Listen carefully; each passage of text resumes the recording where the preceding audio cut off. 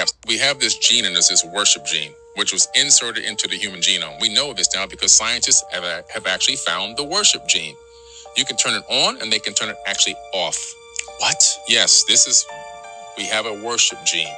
Worship gene. That's right. And so it makes us want to worship something outside of ourselves, when in true reality, we should find the power inside. And this was inserted by the Anunnaki.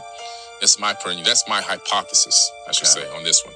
But this gene has been found, but it's happened around 200,000 years ago. Now, something else happened around that same time.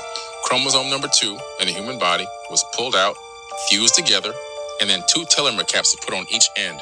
Telomere caps have our genetic material that allow our cells to replicate. It has the biological buffer material in it. Now, when the buffer material runs out, that's when your body starts the death process.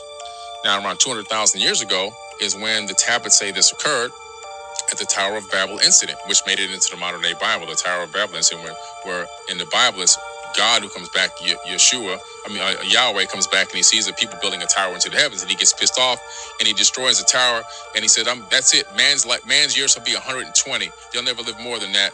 And I'm going to confuse their languages and separate them and spread them out all over the planet so they can't talk to each other. But in the Sumerian tablets, it was actually Enlil, who's Yahweh in the Bible. He comes back and sees this, and he goes, "Oh man, these people are getting too smart. They're gonna realize they don't need us to rule over them."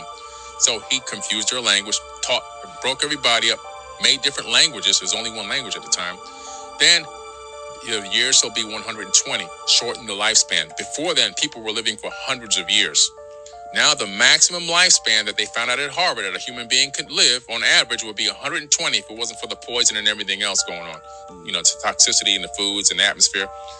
And they started experimenting with mice, and they were able to stop the degradation of the telomeres and got the mice to live 3 times their normal lifespan. All this information would be mind-blowing information to come out if this truth was really told about our ancient past and what really happened. People would realize we've been altered, genetically modified. Our lifespans have been shortened so that we can be subjugated and ruled over. We never live long enough to really figure out what's going on. But by the time we figure it out, we're gone, and another generation starts over from zero again.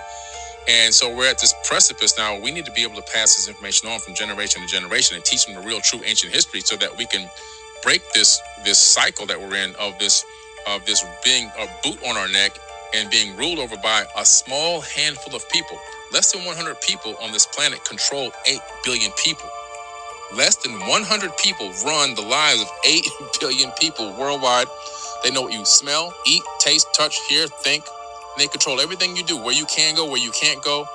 And so for us to take back control of this planet, we need to know this ancient information. We need to know what happened in the past so we can make a better future, because the past is prologue.